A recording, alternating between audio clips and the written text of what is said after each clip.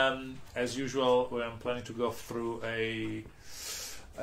basically, I'm going to go through the newsletter, and I will then talk to you about a little bit about one of the main points of the newsletter. In fact, the first main point of the newsletter, which is the Loka, the card game.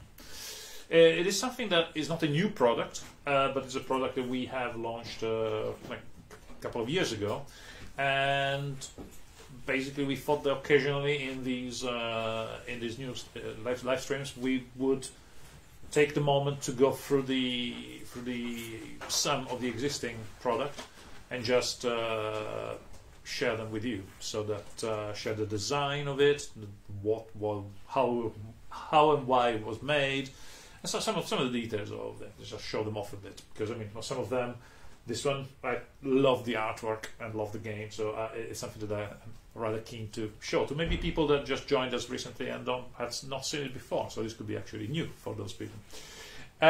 So briefly, if I go through the newsletter, which you receive if you're on the River Horse newsletter list, there's a first article which is me writing about the design of Loka The Card Game.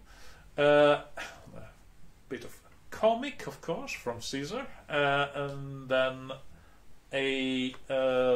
that's an interesting one. The next bit in the newsletter, it shows off some of the bits of content we have been sent, has been shared with us from people out there that do review of games, that do basically their own, either an unboxing or a commentary or a playthrough. And some of these are really, really cool, and so we plan to keep sharing them as we get them. So every week, if we get enough material, we'll share it and put it out there and share it for you as well.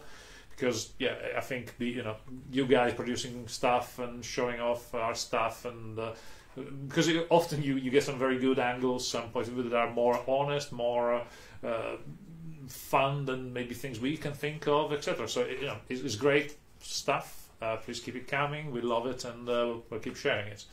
So it's down in the newsletter, and after that there's a list of pre-orders. And actually, the list of pre-orders is getting quite long if I look at that. I have here some examples. So you can pre-order the Filicide Follies book for Tales of Equestria. Quite colourful, a number of stories in a book.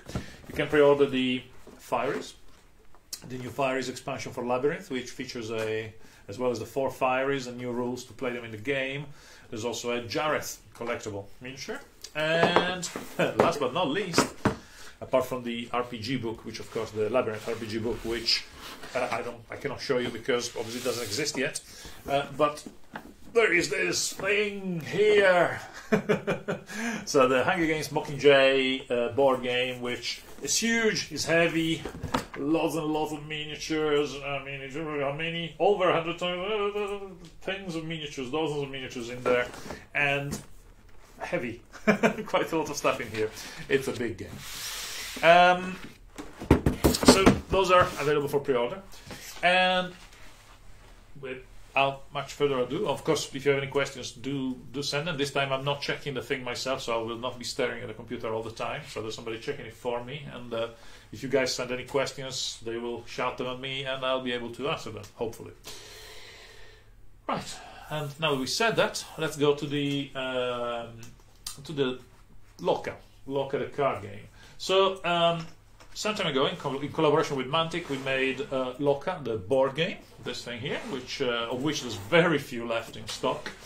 And this is effectively a fantasy war game, strategy chess type game, which is either 2-player or 4 players, or 3 players indeed. It features elemental armies, 4 elemental armies with miniatures, and so we created this kind of elemental fantasy setting. And a couple of years later, I was thinking about a game that I used to play when I was going to France in summer when I was a kid. And in France, I don't think many other countries. I don't know if France is literally the only country where they play tarot card games. So, in other countries, normally tarot is thought of something used for divination and stuff, not a game. But actually, originally, the tarot cards were gaming cards, were a type of gaming cards that were used in Europe in the late Middle Ages, Renaissance, etc. So I thought that cool game that I used to play in France, I would like to see a fantasy version of something like that, which kind of evokes the artwork, the style of the Middle Ages, because I always found that the setting of the tarot cards fascinating. So I thought, okay, a similar game, probably simpler because the actual tarot game can be really complicated. It could be it's a bit like bridge.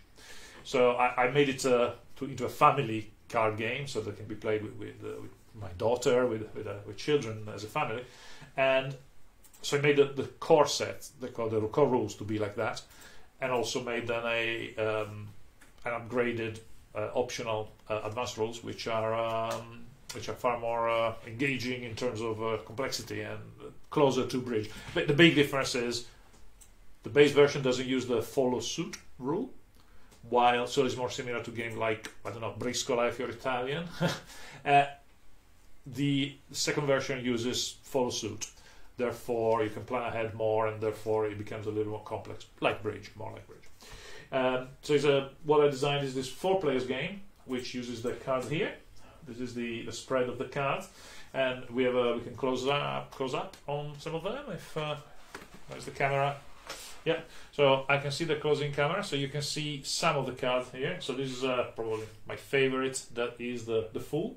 As you can see, they are designed. I mean, for example, tarot cards are full cards normally. The illustration covers the entire thing, while in the case of these, because these are playing cards style, the illustration is split across the middle and reversed. Yeah, so you can hold it in your hand whichever way around. It doesn't matter if you hold it like that or like that. Yeah, so it's a playing card, but this is a beautifully illustrated playing card, and there's like 22 major arcana, which we went for that style of kind of more flat medieval style. And in order to find an artist which we worked with before, we had a great working relationship with, and I think, you know, as you can agree with me, it just is amazing artwork.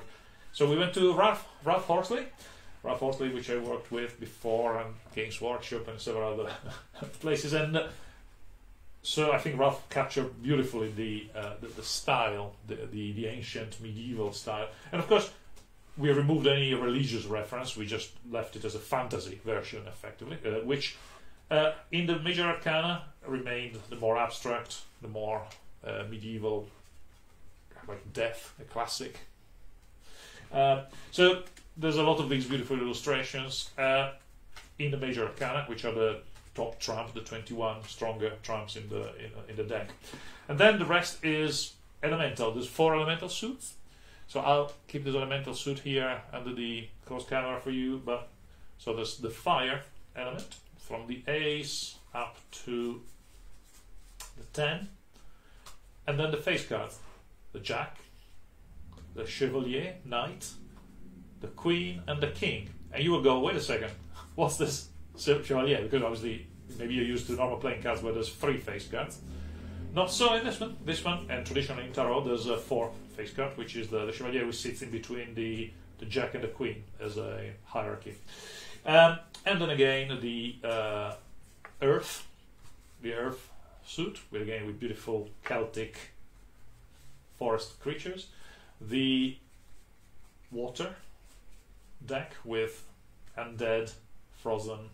This is frozen water. This is ice, and then the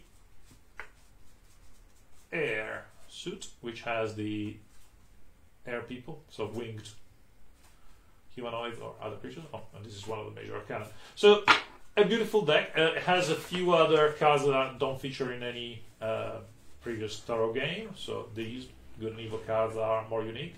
There's a good and evil going through the deck where water and fire are evil, and air and earth are good. So there's a good versus evil theme there. The cool thing, one of the cool things, is that for example, the king of in this case Earth, is the same king as you will find in the board game. The board game has miniatures in it, and miniatures represent chess pieces, and obviously, in a strange, bizarre way, which I never realized before, you can see that there's a king here, and there's a king in the deck. There's a queen here, there's a queen in the deck. There's the jack, and we use that as a pawn, as the lowest rank. And of course, the chevalier is the knight. So a lot of the chess pieces feature in a deck of cards, particularly tarot-style cards. And so there was a beautiful four armies here, four elements in the card, four suits. And so this set of the board game and the card game is it goes well together, basically. I think that the basic game plays well with 4 players. I mean, it's designed to be 4 players. There's variants to change the number of players, but really, at its core, is a 2-player play as a team, and the other 2 players sitting across them play as a team. So it's me and the person in front of me against the 2 people on my left and right. And the game is the base game, the simple game, plays fast, it's enjoyable, doesn't do too much thinking. So it's very funny family game. The other one is definitely more complex. We also designed a mat to play this game. So if I could have one of those mats, please, over there under that box. Yeah. If you can reach. Should have brought it early. But I'll see that I can show it off. Thank you. Thank you. So that, I don't know if I can, how much you can see from it, but so this is features the land of Loka, which I had used in an app before, Loka Elemental Chess. Very close up. It's very close up, but yes. I'm sure we can put up a picture of it. But yes, there's a mat where you can set up your cards and play on this very smooth square things, creating a very nice look, basically, on the and feel situation. Oh, what I just realized I forgot, of course, that the rules, which obviously are just a couple of pages long and fit on a A5 little leaflet that goes, is the size of a card. The rules actually in this box are in 6 languages. You can see they are in, let's see if I remember, it's obviously in English, in French, in Spanish, in German, in Italian, and in Portuguese. So we have 6 versions of the rules in the same box. So, the little game, not expensive, and beautiful to hold, beautiful to collect, and it really creates an atmosphere. And obviously I'm biased, I would say that, but I encourage you to try it. And that really was me regarding the Tarot of Loka. So unless there's any questions, I will close this this live stream. And thank you for your attention, and I'll see you next week.